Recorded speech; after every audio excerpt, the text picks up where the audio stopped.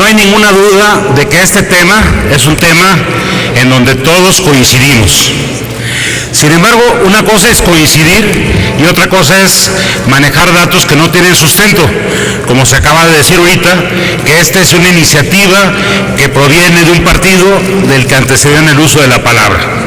La primera iniciativa que se presentó en materia de desvincular el salario mínimo de cualquier otra cosa que no sea remuneración es una iniciativa que presentó el PAN el 27 de agosto de 2014. Lo segundo, es importante, este es un tema realmente importante, para venir a distorsionar absolutamente todo. Hoy día el salario mínimo no es remunerador, no hay nadie que lo pudiera sostener, pero un kilo de tortillas no vale 70 pesos con 10 centavos.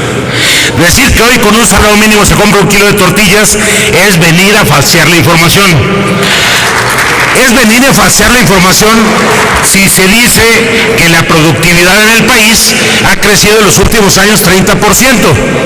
De 1980 al año pasado, aquí está la gráfica, señor, ha crecido 0.4.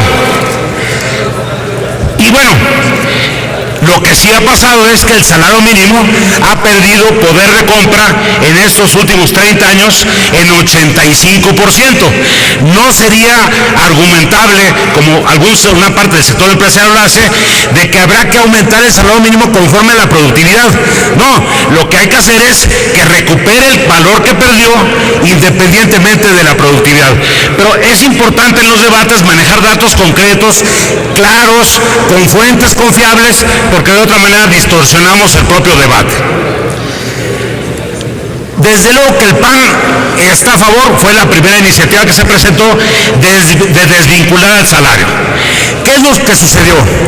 En las épocas de altísima inflación, fundamentalmente a principios de los 80, se acordó un nuevo mecanismo. Vamos a amarrar el crecimiento del salario para que siempre crezca menos que la inflación.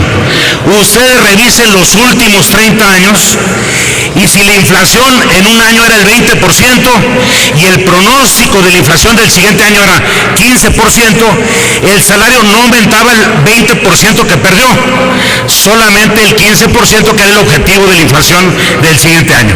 De esa manera, año con año, el salario fue perdiendo valor a tal grado que llegó a perder el 85% de su valor. Y luego, no solamente la masa salarial se convirtió en el ancla de la inflación. Al salario, al incremento del salario, se sumó correlacionarlo con el pago de las rentas, con el pago de los derechos, de las multas, de los créditos, de las exenciones fiscales y de muchísimas otras cosas. De tal manera que fue una estrategia en cuanto a combate de la inflación se refiere, que funcionó.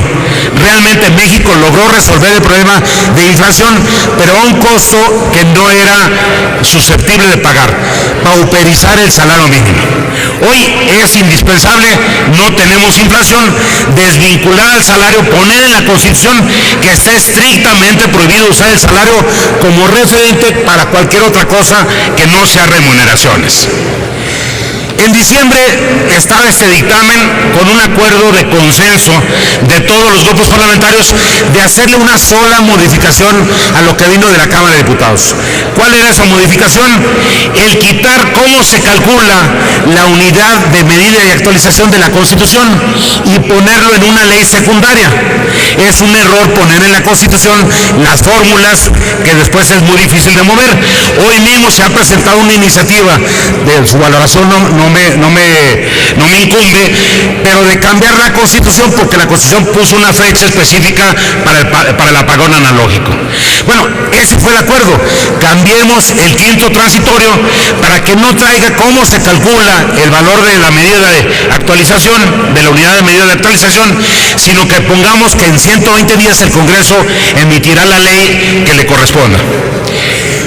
Hoy día, bueno, se rompió lamentablemente el periodo y ha venido estado atorada porque se insistió. Actualicemos el valor de las demás cosas con respecto a la inflación. Lo voy a decir en términos que una generación entiende perfectamente.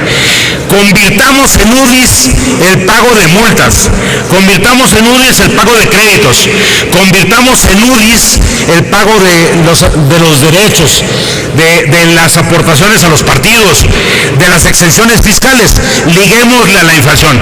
Eso sería un garrafal error en el momento que la inflación volviera lamentablemente a aparecer en el país. Por eso nos opusimos radicalmente a que se hubiera ligado a la inflación, porque además contraviene el espíritu de la reforma. ¿Cuál es el espíritu de esta reforma? Fortalecer el ingreso de los trabajadores. Si por un lado fortalecemos el ingreso de los trabajadores y luego desatamos para que crezcan los precios, el poder de compra del trabajador no se ve beneficiado. Por eso es importante que los otros precios sigan creciendo menos que la inflación y no desatemos todo. Desde luego que a la Secretaría de Hacienda, que fue la que elaboró esta parte, le interesaba mucho que los derechos que se cobran por muchas razones crezcan con respecto a la inflación y no como han crecido los últimos 30 años en ritmos menores a la inflación. Nosotros estamos totalmente de acuerdo en el dictamen que se va a presentar y estamos también con el ánimo de establecer con claridad que en la ley que se establezca cómo se calcula la unidad de medida y actualización no sea la inflación, sea un índice menor a la inflación. Puede ser la inflación estable denominada inflación subyacente, puede ser el pronóstico de inflación del siguiente año, pueden ser otras medidas que no vaya a ser que hagan que lo que gane el salario lo pierda en poder adquisitivo porque suben otros precios. Por eso el PAN, después de haber conseguido este tema, le parece que este dictamen es totalmente de aceptarse y que al igual que lo han hecho ya referente a otros oradores, como el propio presidente de la Comisión de Trabajo, con el presidente de la Comisión de Puntos Constitucionales, tampoco se trata de echar las campanas a vuelo. Este es un paso. No quiere decir que al día siguiente van a subir los salarios mínimos. Una vez que estén desvinculados, sí hay un compromiso casi explícito de la Comisión Nacional de Salarios Mínimos de aumentar algunos pesos el salario mínimo y que eso pueda acumularse a la siguiente revisión. Sí importa que nosotros trabajemos también en estos estados para que una vez que la Cámara de Diputados, que también ha ofrecido allanarse a estos cambios, permita que pasen los congresos de los estados y que esto concluya antes de fin de año para que en la próxima revisión anual del salario mínimo ya esté desincorporado y pueda no ser motivo de excusa, no aumentar lo suficiente porque puede desatar la inflación en otros temas a los que ahorita está vinculado. Finalmente, es importante también establecer la diferencia nacional en su geografía. Hay zonas del país en donde el salario mínimo es solamente un referente, no se contrata a la gente por salario mínimo, particularmente todo el norte del país, y lamentablemente hay zonas en donde el salario mínimo es el sueldo que se paga. Por ello, la importancia de que el valor adquisitivo del salario mínimo se actualice, desde luego, como siempre. Hay dos cambios más en la iniciativa. Uno es el transitorio, que da seguridad de que solamente hay una zona geográfica para el salario mínimo, ya no tres como en el pasado, y otro que es un error simplemente de sintaxis, una corrección de ese tipo. Por todo esto el PAN va a votar a favor, también aclarándolo porque es una iniciativa que principalmente al principio o originalmente presentó el PAN. Es cuanto, señor presidente.